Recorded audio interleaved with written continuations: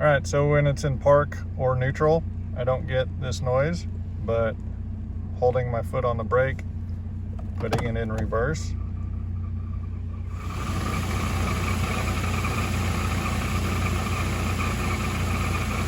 I go to neutral, the noise goes away. Go to drive, the noise comes back.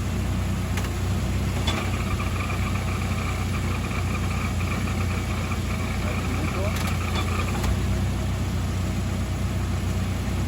Back to reverse.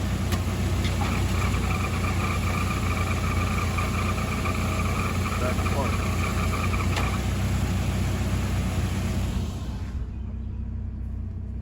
So what's causing the noise?